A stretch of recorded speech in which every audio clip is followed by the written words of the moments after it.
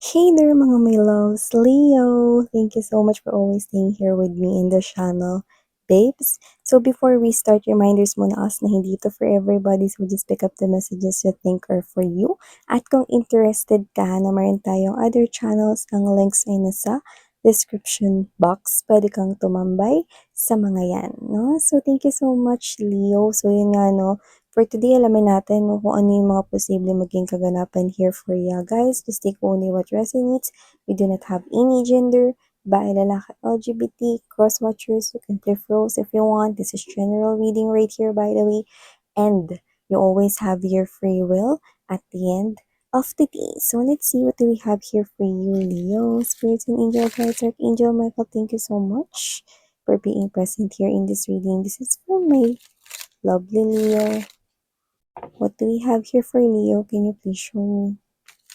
What are the important messages Leo needs to know?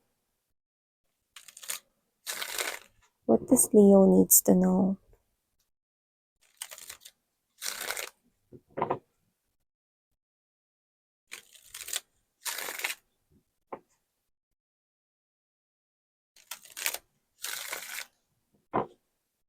Leo?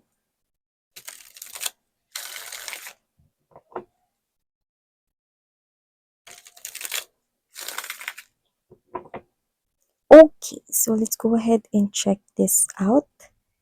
Leo. First message that we've got right here for you guys is the Seven of Wands energy. So, nakita ka dito Leo, no? Na mukhang meron ditong poprotekta at magtatanggol sa'yo, no? So, kung sino man to, pwedeng meron ditong isang sitwasyon, pwedeng may isang argumento or conflict rito, no? Na maaring hindi mo inaasahan, pero maaring mangyari. At meron ditong isang person na tatayo sa tabi mo at poprotektahan ka niya, no? Ipagtatanggol ka niya rito. So, ano man ito, puwedeng isa itong argumento 'no, or puwede rin naman na isa itong issue kung saan, hindi sa pagtatakpan ka niya, wala namang kailangang pagtakpan kundi nakikita ko ritong ipagtatanggol at poprotektahan ka niya.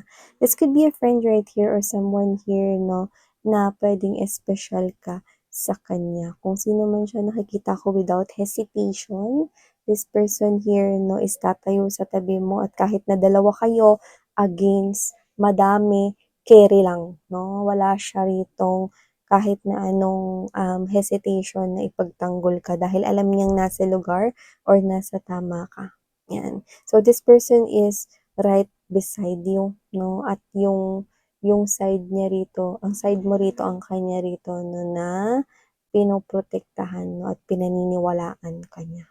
'Yan 'no, kung ano man ito, puwedeng sa trabaho 'yan, puwede naman na issue 'yan with other people or conflicts with other people, could be sa work, okay, could be sa school for others if meron ditong students, 'yan. Pero nakikita ko dito na meron kang friend or meron ditong special person na magtatanggol sa'yo. Taray! So, let's see more. So we also have here another message of Two of Pentacles energy. Dito ang ganda kasi nakikita ko rito 'no, na maaaring meron ditong kaliwa't kanan 'no, na perang parating sa'yo at meron pa ritong hindi ka nakikita na oportunidad na paparating pa sa'yo 'no. Sakay ng isang malaking bangka mula sa iyong likuran, nakita ko 'no, na pera rin ang dala-dala niyan, tangan-tangan 'yan. Kung ano man 'yan 'no, lubos-lubusin mo ito Leo dahil pera ang nakikita ko rito 'no, pagdagdag at pag-angat ng pera mo ang nakikita ko rito. Yung iba posibleng ito ay magdala sa'yo sa ibang lugar, may oportunidad rito sa ibang lugar kung saan mas mapapalawak mo pa 'no, puwedeng negosyo o papalawak mo pa rito yung pera mo 'no, meron ka ditong pag-iinvestan na puwedeng sa ibang lugar, puwedeng sa ibang bansa, malayong lugar 'no, kung saan lalago po yung pera na yun. So, nakikita ko rito na posibleng excuse me, meron na rito na pinagkakakitaan ka or pinagkakaabalahan 'no. Sorry. Sorry for clearing my throat. Ayan, may mga bears 'no. So, going back right here, nakikita ko rito na meron dito na na energies, no, kung saan it's the money energies coming towards you at ito yung mga opportunity to improve your finances more. Okay? Sorry no kung parang ano, husky yung boses ko dun. Yan. Okay?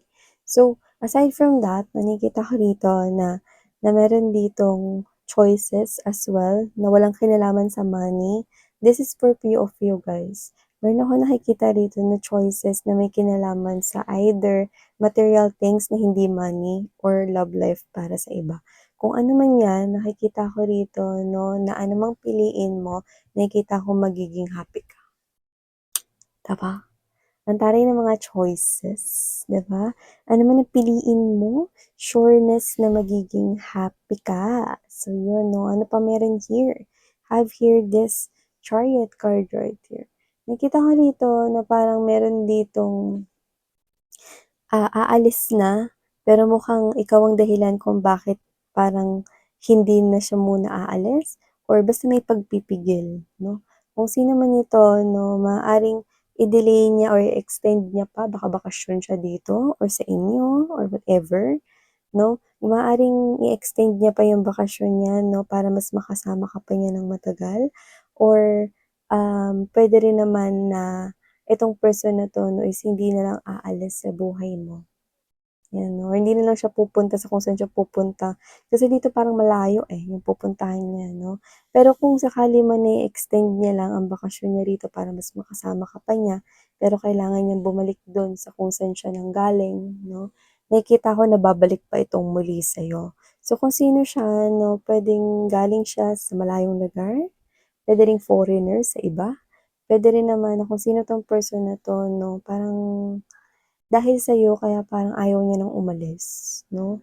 Parang gusto niya na dito 'no, gusto niya na dito sa lugar lugar ninyo, gusto niya na rito 'no, sa mundo ninyo 'no. So, this could be someone here you've recently met, puwedeng with one of your travels or baka nakilala mo 'no, sa isa sa mga pinuntahan mo ditong destination or tourist spots before. So, nakikita ko rito 'no na this person here could be loving your presence at dahil nakita niya sa'yo rito 'no na parang, masaya ka kausap 'no, pero I think nakita niya yung sarili niyang masaya siya 'pag kausap ka.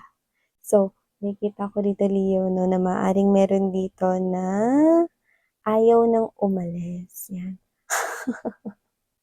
Gusto na lang niya rito 'no, sa'yo, 'yan. So, puwede magsimula ito as, friendships, okay. Pero posible kasi alam mo kasi yung mga mata niya parang nag-twinkling-twinkling, twinkling-twinkling star. So, nakikita ko rito 'no na posibleng mauwi ito sa isang pag-develop ng feelings. So, maliban diyan Leo, we also have here this 4 wands 'no.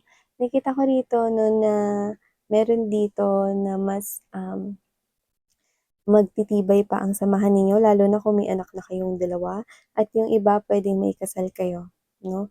At nakikita ko rito 'no na suportado ng pamilya mo 'no at may pagtanggap na. Yung iba kasi maaaring hindi ito tanggap ng parents or ng friends mo or baka relatives 'no, pero ngayon nakikita kong matatanggap na itong person na 'to. So nakikita ko rito 'no na dahil wala ng tutol, tuloy ang kasal. At nakikita ko rito na wala na rito na kahit na anong makapipigil pa sa inyong dalawa. Well, dito hindi ko naman kayo nakikitang nagpapapigil kayo sa mga tsismoso-tsismos sa paligid 'no, or kung sino mang mga negative people around you. Pero dito kasi parang importante rin yung basbas ng family 'no. So, nakikita ko rito na meron ditong person na talagang sinusuyo at patuloy na na kinukuha yung loob na yung pamilya mo 'no, para tanggapin siya. So, nakikita ko yung pagtanggap na 'to kasi yung iba puwedeng matagal na rin nila itong ginagawa 'no, na sinusuyo nila ang iyong parents, ang iyong family, ang iyong friends dito Leo 'no, at nakikita ko rito na nagtatagumpay na siya. At yung iba na nakakakita rin ako ng possible marriage dito 'no, sa person na rito na paparating na pinagkukuwentuhan natin kani-kanina lang. So, kung sino man ito 'no, posibleng mauwi ito 'no, sa friendship mo na hanggang sa umabot na ito 'no, sa kasalan. So, kung sino man siya, posibleng siya na yung tao rito na pakasalan mo, ang iyong the one, 'yan 'no. At yung iba nakita ko rito 'no, na may nagpapatayo ng bahay para sa'yo. Or puwedeng ikaw naman din ito 'no, na nagpapatayo ka ng bahay para sa family mo, 'yan, okey? Isa pa yang side message na nakuha natin dito, Leo. So, we also have here mga guys na, the moon card energy. So, dito parang meron dito nararamdaman ka na parang meron ditong posibleng mangyari na hindi mo maipaliwanag. You are into your emotions and feelings 'no. No wonder kasi mga babes 'no, meron tayong eclipse, eh. 'Di ba? Kaya mo 'to dinadanas. So, I think you could be someone here who is, well connected into your spirituality, very intuitive, okay? So, nakikita ko rito na nararamdaman mo 'no, at kaya ka ganyan kasi ibig sabihin may mga pagbabago ritong nararamdaman mo na mangyayari na sa buhay mo. Huwag kang matakot, 'yun ang mensahe nito 'no. Huwag kang matakot 'no at sumabay ka 'no sa banayad na agos ng prosesong ito. Dahil kung ano 'tong mga pagbabago na 'to, magdadala ito ng malaking kaginhawaan at kaligayahan sa'yo, Leo. 'Yan, huwag kang mabahala daw, sabi ng iyong angels and spirit guides. May mga bagay na matatapos rito pero magdudulot ito ng balanse sa buhay mo. 'Yan, okey.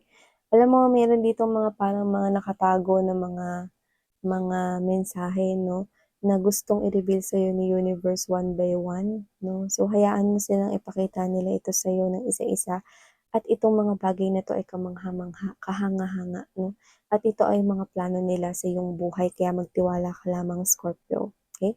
Leo, Scorpio?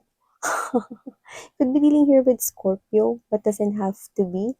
But Scorpion, no? Scorpion are, okay, that symbol of death, yet new beginnings right here approaching in your life. And you have here big changes, okay? And you could be dealing with any zodiac sign, remember that, okay? So we also have here this Wheel of Fortune. See, changes as what I'm speaking here. Changes that will bring here a lot of positivity in your life, a lot of happiness here. And kung sino yung mamimit mo, there's a possible twin flame connection between the both of you. You're not just soulmate, but you're twin flame right here. So kung sino man yan, no, ang tao na yan, no, ay hindi mo pa nakikita, pero siya ang magiging simula ng lahat ng pagbabago. May tao ka ritong makikilala at papasok sa buhay mo at yang tao na yan ang nagbukas para siyang yung susi, no? Parang nakapasok lahat ng mga pagbabago na 'to. Siya yung padala ni universe rito 'no, para magbukas ng mga oportunidad na 'to 'no, at masalo at makuha mo. So, kung sino man 'yan 'no, maaaring ang tinutukoy rito 'no, ay ang isang special na karakter na papasok sa buhay mo. Isang bagong koneksyon, isang bagong kakilala rito na magiging daan, isa siyang malaking key or susi na para magbukas ang mga oportunidad na ito sa'yo. Yan 'no. Kumbaga parang sa pagdating niya, pumasok dito yung mga swerte na hindi mo inaasahan 'no, na darating sa buhay mo. And for some reason, magiging sunod-sunod ito. Yan 'no. And you also have here the Queen of Cups energy and the King of Cups. Someone here is in love with you but you are in love with someone else 'no. Maaaring yung iba sa inyo hindi niyo pa nakikita yung tao na yan dahil maaaring yung person na tinitingnan ninyo ay yung person pa rin, ito hindi dito para sa lahat, ay yung person pa rin na nakasakit sa inyo, yung ex ninyo puwedeng mahal niyo pa 'no, kaya hindi niyo pa napapansin na meron ditong person sa inyong likuran 'no, na nagmamahal sa inyo ng tunay 'no. So, itong mensahe na 'to hindi magre-resonate para sa lahat dahil nakita ko dito na maaaring mangilan-ngilan lamang ito sa inyo. Pero yung person na 'to 'no, na na hindi mo napapansin ay siyang tunay na para sa'yo, ano.